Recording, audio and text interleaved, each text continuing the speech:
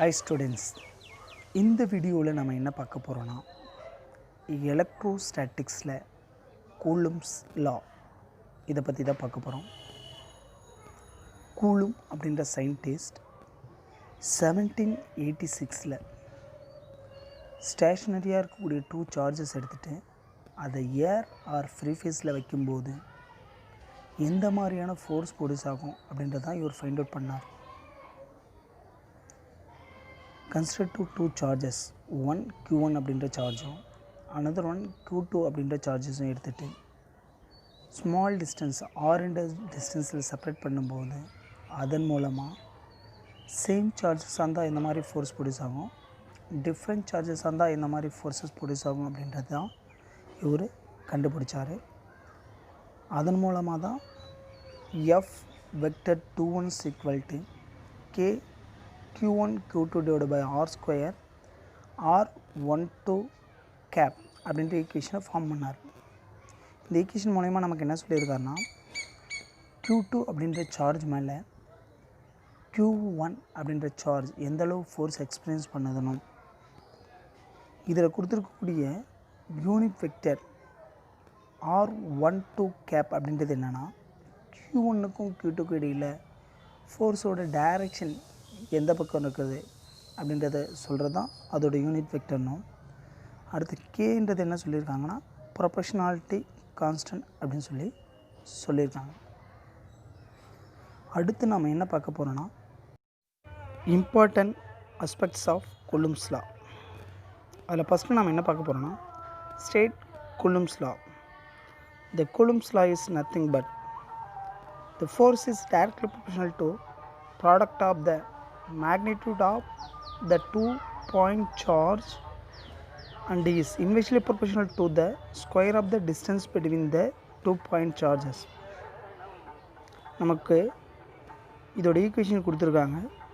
இந்த ஈக்குவேஷனில் நம்ம என்ன பண்ணிக்கலாம்னா 2 பார்ட்டாக பிரிச்சுக்கலாம். ஒரு பார்ட்டு ப்ராடக்ட் ஆஃப் சார்ஜ்னும் another part inversely square of the டிஸ்டன்ஸ்னும். ப்ராடக்ட் ஆஃப் சார்ஜ் அப்படின்னு சொல்லும்போது ஃபோர்ஸும் சார்ஜும் டைரக்ட்லி ப்ரொபோர்ஷனல் டுவாக இருக்கும். அதனால் சார்ஜ் இன்க்ரீஸ் ஆனால் ஃபோர்ஸ் இன்க்ரீஸ் ஆகும். டிஸ்டன்ஸ் வந்து இன்வெர்ஸ்லி ப்ரொபோர்ஷனல் டுவாக இருக்கிறதுனால டிஸ்டன்ஸ் அதிகமானால் ஃபோர்ஸ் டிக்ரீஸ் ஆகும். இதை தான் ஃபஸ்ட் பாயிண்டில் கொடுத்துருக்காங்க. அடுத்து நம்ம என்ன பார்க்க போகிறோன்னா ஃபோர்ஸ். இப்போ சாதாரணமாக 2 பாயிண்ட் சார்ஜஸ் எடுத்துக்கிறோன்னா Q2 சார்ஜ் மேலே Q1 சார்ஜ் ஃபோர்ஸை எக்ஸ்பீரியன்ஸ் பண்ணால் அதோட வெக்டர் டைரக்ஷன் எப்படி இருக்குன்னா R12 கேப்னும். அது எப்படி இருக்குன்னா பாசிட்டிவ் ஆகும். அடுத்து சப்போஸ் Q1 மேலே Q2 சார்ஜ் ஃபோர்ஸ் எக்ஸ்பீரியன்ஸ் பண்ணால் அதோட யூனிட் வெக்டரோட டைரக்ஷன் எப்படி இருக்குன்னா நெகட்டிவ் டைரக்ஷன் ஆகும், -R12 கேப்னு இருக்கும். இது ரெண்டுத்துக்கு என்ன சார் வித்தியாசம்னா Q1லேருந்து Q2 போனால் அதோட டைரக்ஷன் பாசிட்டிவ் எக்ஸ் ஆக்சிஸ்னும், Q2லேருந்து Q1 வந்தால் அதோட டைரக்ஷன் நெகட்டிவ் எக்ஸ் ஆக்சிஸ். அதனால தான் இது ரெண்டும் ஆப்போசிட் டைரக்ஷனில் இருக்குன்னு சொல்லியிருக்காங்க. பாயிண்டில் நமக்கு என்ன கொடுத்துருக்காங்கன்னா கே அப்படின்னா என்னென்னு பார்த்தோம், ப்ரொபோர்ஷனாலிட்டி கான்ஸ்டன்ட் அப்படின்னு பார்த்தோம். இந்த ப்ரொபோர்ஷனாலிட்டி கான்ஸ்டன்ட்டோட வேல்யூ என்னென்னா 1/4/ε0. இதை கால்குலேட் பண்ணால் நமக்கு ஃபைனலாக என்ன வேல்யூ வரும்னா 9 × 10⁻⁹ newton metre square coulomb power -2ன்னு கிடைக்கும். இதில் ε0 அப்படின்றது என்ன சொல்லியிருக்காங்கன்னா permittivity of free space or வேக்கம்னும். இதோட வேல்யூ என்ன கொடுத்துருக்காங்கன்னா ε0 1/4/k 8.85 × 10⁻12 coulomb square newton -1 metre power -2. இப்போ இதில் நமக்கு ஃபோர்த் பாயிண்ட் என்ன கொடுத்துருக்காங்கன்னா நம்ம ஜென்ரலாக தெரிஞ்ச ஃபோர்ஸோட ஈக்குவேஷனை வச்சுட்டு அந்த ஃபோர்ஸோட ஈக்குவேஷனில் நமக்கு தெரிஞ்ச Qவோட வேல்யூவை அப்ளை பண்ணி அதன் மூலமாக நம்ம என்ன பண்ணலான்னா 1 கூலும் அப்படின்றதோட வேல்யூ நம்ம ஃபைண்ட் அவுட் பண்ண முடியும் அப்படின்னு சொல்லியிருக்காங்க. ஃபஸ்ட்டு ஃபோர்ஸ் அப்படின்னா ஜென்ரல் ஃபார்முலா என்ன சொல்லியிருக்காங்கன்னா F = K Q1 Q2 divided by R square அப்படி சொல்லியிருந்தாங்க. இதில் சார்ஜோட வேல்யூ 1 அப்படின்னு எடுத்துக்கிட்டோம்னா இது ரெண்டுத்தையும் ப்ராடக்ட் பண்ணும்போது அதோட ஃபைனல் வேல்யூ என்ன கிடைக்குன்னா 1ன்னு கிடைக்கும். அதோட டிஸ்டன்ஸ் அப்படின்றது 1 மீட்டர். அதாவது 2 சார்ஜஸ் யூனிட் சார்ஜஸாக இருக்கக்கூடியது 1 மீட்டர் டிஸ்டன்ஸில் செப்பரேட் பண்ணும்போது அதனால் ப்ரொடியூஸ் ஆகக்கூடிய வேல்யூ என்னென்னா 9 × 10⁻⁻9 நியூட்டன் கிடைக்கும். இதுதான் 1 கூலும் அப்படின்னு சொல்லி நம்ம என்ன சொல்ல முடியும், ஃபைண்ட் அவுட் பண்ண முடியும். இந்த வேல்யூன்றது வெரி லார்ஜஸ்ட் வேல்யூ. இது எதுக்கு ஈக்குவலாக இருக்குன்னா வெயிட் கூட கம்பேர் பண்ணும்போது 1 மில்லியன் டன் வெயிட்டுக்கு ஈக்குவலாக இருக்குன்னு சொல்லியிருக்காங்க. அது மட்டும் இல்லாமல் நம்ம ரியல் லைஃப்பில் 1 கூலும் அப்படின்ற சார்ஜஸ் நம்ம யூஸ் பண்ணுறதே கிடையாது. நம்ம டே டு லைஃப்பில் மேக்ஸிமம் என்ன தான் யூஸ் பண்ணுறோன்னா அதோட ஸ்மாலஸ்ட் அளவு எந்த மாதிரினா அதோட ஆர்டர் மைக்ரோ கூலும்னோ இல்லைனா நானோ கூலும் அப்படின்றத மட்டும் தான் நம்ம என்ன பண்ணுறோம் டே டு டே லைஃப்பில் யூஸ் பண்ணுறோம் அப்படின்னு சொல்லி பார்த்துருக்கோம். அடுத்து நம்ம என்ன பார்க்க போகிறோன்னா கூலும்ஸ் லா யூஸ் பண்ணி ஃபோர்ஸ் அப்படின்ற ஃபார்முலா எழுதும் இல்லையா, அந்த ஃபோர்ஸில் எப்சிலான் நாட் அப்படின்ற வேல்யூ என்னன்னு சொல்லி பார்த்தோம். அது பெர்மிட்டிவிட்டி ஆஃப் ஃப்ரீ ஃபேஸ் அப்படின்னு சொல்லியிருந்தோம். இந்த பெர்மிட்டிவிட்டி ஆஃப் ஃப்ரீ ஃபேஸுக்கு பதிலாக வேறு ஏதாவது permittivity of given medium use பண்ணோன்னா அதை எப்சிலான் அப்படின்னு சொல்லி எடுத்துக்கலாம். அப்படி எப்சிலான் எடுத்துக்கும் போது எப்சிலான் நாட்டை விட எப்சிலானோட மதிப்பு என்ன இருக்குன்னா கிரேட்டர் தென் இருக்கும். அப்படி கிரேட்டர் தென் இருக்கும்போது சார்ஜஸோட வேல்யூ என்ன பண்ணோன்னா டிக்ரீஸ் ஆகும். ஏன்னா எப்சிலான் நாட்டுன்றது ஃபோர்ஸுக்கு இன்வெர்ஸ்லி ப்ரொபோஷனல் 2ஆக இருக்கிறதுனால எப்சிலான் நாட் இன்க்ரீஸ் ஆனால் ஃபோர்ஸ் கண்டிப்பாக என்ன பண்ணும் டிக்ரீஸ் ஆகும். அப்போ ஃப்ரீ ஃபேஸில் ப்ரொடியூஸ் ஆகக்கூடிய சார்ஜஸை விட அனதர் மெட்டீரியல் மீடியத்தில் ப்ரொடியூஸ் ஆகக்கூடிய சார்ஜ் லெஸ் தெனாக இருக்கும். அது மட்டும் இல்லாமல் இதோட ரிலேட்டிவ் பெர்மிட்டிவிட்டி அப்படின்னும் போது எப்சிலான் ஆர் ஈக்குவல் டு 1 அப்படின்னு சொல்லி ஆல்ரெடி நமக்கு தெரியும். Epsilon r equal to epsilon divided by epsilon naught அப்படின்னும் போது ஆல் அதர் மீடியத்தில் அதோட ரிலேட்டிவ் பெர்மிட்டிவிட்டி எப்படி இருக்குன்னா கிரேட்டர் தென் 1ஆக இருக்கும். அடுத்து நம்ம என்ன பார்க்க போகிறோன்னா கூலும்ஸ் லாவோட ஃபார்முலா ஸ்ட்ரக்சர். அடுத்து நியூட்டன் லாவோட ஃபார்முலா ஸ்ட்ரக்சர் வந்து ஆல்ரெடி 11th படிச்சிருப்போம். இது ரெண்டுமே ஒரே மாதிரி தான் இருக்கும்.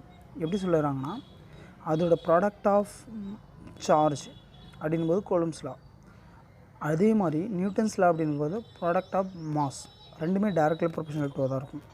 அடுத்து டிஸ்டன்ஸ் எப்படி இருக்குன்னா inversely proportional to the square of the distance அப்படின்னு சொல்லியிருப்பாங்க. நியூட்டன்ஸ் லாலையும் கூலும்ஸ் லாலையும் அதோட டிஸ்டன்ஸ் எப்படி இருக்குன்னா இன்வெர்ஸ்லி ஸ்கொயர், அதாவது இன்வெர்ஸ்லி ப்ரொபோஷனல் 2ஆக தான் இருக்கும். இதை பேஸ் பண்ணி நம்ம என்ன கூலும்ஸ் லாவுக்கும் நியூட்டன் கிராவிடேஷன் லாவுக்கும் டிஃப்ரென்ஸ் என்னன்னு சொல்லி தான் பார்க்க போகிறோம். இதில் ஃபஸ்ட்டு டிஃப்ரென்ஸ் என்ன கொடுத்துருக்காங்கன்னா 2 மாஸஸ்க்கு இடையில் அந்த ஃபோர்ஸ் எந்த மாதிரியான ஃபோர்ஸ் இருக்குன்னா அட்ராக்டிவ் ஃபோர்ஸ் மட்டும்தான் இருக்கணும். இது நியூட்டன்ஸ் இன்வெர்ஸ் லாவில் கொடுத்துருக்காங்க. சப்போஸ் கூலும்ஸ் லாவில் என்ன இருக்குன்னா நம்ம எடுக்கக்கூடிய சார்ஜஸை பொறுத்து அது அட்ராக்டிவ் ஃபோர்ஸாகவும் இருக்கலாம் இல்லை ரிப்பல்சிவ் ஃபோர்ஸாகவும் இருக்கலாம் சொல்லி நமக்கு தெரியும். ரெண்டாவது பாயிண்ட் என்ன கொடுத்துருக்காங்கன்னா கிராவிடேஷனல் கான்ஸ்டன்ட் அப்படின்னும் போது 6.626 × 10⁻⁻11 newton metre square KG power -2 அப்படின்றது நமக்கு தெரியும். இதே மாதிரி கூலும்ஸ் லாவில் கே அப்படின்ற கான்ஸ்டன்ட் பார்த்தோம். அதோட மதிப்பு என்னென்னா 9 × 10⁻+9 newton metre power 2 coulomb power -2 அப்படின்றத பார்த்தோம். இது ரெண்டுத்தையும் கம்பேர் பண்ணும்போது நமக்கு என்ன தெரியும்னா ஜி அப்படின்ற கான்ஸ்டன்ட் மதிப்பை விட கே அப்படின்ற கான்ஸ்டன்ட் மதிப்போட வேல்யூ எப்படி இருக்குன்னா அதிகமாக இருக்கணும். அது மட்டும் இல்லாமல் இதோட ஃபோர்ஸ் எப்படி இருக்குன்னா நம்ம கிராவிடேஷன் அப்படின்னு சொல்லும்போது அதில் எடுக்கக்கூடிய ஸ்மாலஸ்ட் மாஸ்னால் ப்ரொடியூஸ் ஆகக்கூடிய ஃபோர்ஸை விட கூலும்ஸ் லாவில் ப்ரொடியூஸ் ஆகக்கூடிய ஃபோர்ஸ் எப்படி இருக்குன்னா கிரேட்டர் தென்னாக இருக்கும் அப்படின்னு சொல்லி தெரியும். அடுத்து நம்ம என்ன பார்க்க போகிறோன்னா நார்மலாக எடுக்கக்கூடிய கிராவிடேஷனல் ஃபோர்ஸ் அப்படின்னு சொல்லும்போது அந்த கிராவிடேஷனல் ஃபோர்ஸ் அப்படின்றது மீடியத்தை டிபெண்ட் பண்ணி இருக்காது. ஆனால் கூலும்ஸ் லாவில் அதோடய ஃபோர்ஸ் அப்படின்றது கண்டிப்பாக என்ன பண்ணும் மீடியத்தை டிபெண்ட் பண்ணியிருக்கும்.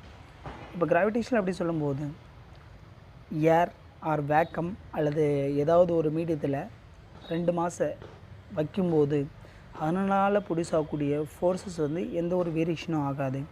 ஆனால் கூலும்ஸ் லாவில் நாம் வச்சுருக்கக்கூடிய மீடியத்தை பொறுத்து அதோடய ஃபோர்ஸ் என்ன பண்ணோம் கண்டிப்பாக வேரியஸ் ஆகும் அப்படின்றத நம்ம முன்னாடியே படிச்சிருக்கோம். அடுத்த டிஃப்ரெண்ட் என்ன பார்க்க போகிறோன்னா கிராவிடேஷனல் ஃபோர்ஸ் அப்படின்றது ஆப்ஜெக்ட் ரெஸ்ட்டில் இருந்தாலும் சரி இல்லை மூவிங்கில் இருந்தாலும் சரி அதோட ஃபோர்ஸ் எந்த ஒரு வேரியேஷன் ஆகாது. சப்போஸ் கூலும்ஸ் லாவில் ரெஸ்ட்டில் இருக்கக்கூடிய சார்ஜஸில் ப்ரொடியூஸ் ஆகக்கூடியது கூலும்ஸ் லா ஆகணும். ஸ்டேஷ்னரி சார்ஜ் இதில் ப்ரொடியூஸ் ஆகிறது கூலும்ஸ் லா ஆகணும். சப்போஸ் ஆப்ஜெக்ட் மூவிங்கில் இருந்தால் அந்த கூலும்ஸ் லா கூட லாரன்ஸ் ஃபோர்ஸும் ப்ரொடியூஸ் ஆகும். அடுத்து நம்ம என்ன பார்க்க போகிறோன்னா, சார்ஜ் Q1 மேலே Q2 அப்படின்ற சார்ஜ் வந்து ஃபோர்ஸ் எக்ஸ்பீரியன்ஸ் பண்ணால் அதோட ஈக்குவேஷன் என்ன எழுதலாம்னா, F12 vector is equal to 1/4/ε0 Q1 Q2 divided by R square R21 cap அப்படின்னு எழுதலாம். இதில் R21 cap என்பது என்ன சொல்லியிருக்காங்கன்னா, Q2லேருந்து Q1 இருக்கிற அதோட யூனிட் வெக்டர் அப்படின்னு சொல்லியிருக்காங்க. சப்போஸ் அதோட யூனிட் வெக்டர் எப்படி எழுதலாம்னா, R21 cap is equal to -R12 capக்கு அப்படின்னு சொல்லி சப்ஸ்டியூட் பண்ணால் இதோட ஈக்குவேஷனை நம்ம என்ன பண்ணிக்கலாம்னா, F12 vector is equal to -F21 vectorன்னு எழுதலாம். அப்போனா இந்த எலக்ட்ரோஸ்டாட்டிக் அப்படின்ற ஈக்குவேஷன் நம்ம எப்படி எழுதிக்கலாம்னா, நியூட்டன் தேர்ட் லாவை ஒபே பண்ணோம் அப்படின்னு சொல்லலாம். லாஸ்ட் பாயிண்ட் என்ன பார்க்க போகிறோன்னா, கூலும்ஸ் லா அப்படின்றது பாயிண்ட் சார்ஜஸ்க்கு மட்டும்தான் உபயோகம். இந்த பாயிண்ட் சார்ஜஸ் அப்படின்றது ஒரு இமேஜினரி கான்செப்ட், அதாவது என்ன சொல்லலாம்னா ஐடியல் கான்செப்ட் அப்படின்னு சொல்லலாம். இந்த கூலும்ஸ் லா அப்படின்றது என்ன சொல்லியிருக்காங்கன்னா, நாம் எடுக்கக்கூடிய சார்ஜஸுக்கு இடைப்பட்ட டிஸ்டன்ஸை கம்பேர் பண்ணும்போது அந்த சார்ஜஸோட சைஸ் வெரி ஸ்மாலஸ்ட்டாக இருந்தால் மட்டும்தான் என்ன பண்ண முடியும், இந்த கூலும்ஸ் லா ஒபே பண்ணும். அது மட்டும் இல்லாமல் இந்த கூலும்ஸ் அப்படின்ற சயின்டிஸ்ட் என்ன பண்ணான்னா, இதை டிஸ்கவர் பண்ணும்போது என்ன பண்ணான்னா, 2 சார்ஜ் ஸ்பெயர் எடுத்துகிட்டு அதை டார்சன் பேலன்ஸில் வச்சு தான் அதை பாயிண்ட் சார்ஜாக கன்சிடர் பண்ணார். அப்படி கன்சிடர் பண்ணும்போது அந்த சார்ஜ் ஸ்பெயரோட ரேடியஸை கம்பேர் பண்ணும்போது அந்த 2 சார்ஜுக்கு இடைப்பட்ட டிஸ்டன்ஸ் லார்ஜஸ்ட்டாக இருந்தால் மட்டும்தான் ஃபோர்ஸ் ப்ரொடியூஸ் ஆகும் அப்படின்னு சொல்லி இவர் ப்ரூவ் பண்ணார். Okay, thank you students. பிடிச்சிருந்தால் லைக் பண்ணுங்கள், ஷேர் பண்ணுங்கள், சப்ஸ்கிரைப் பண்ணுங்கள்.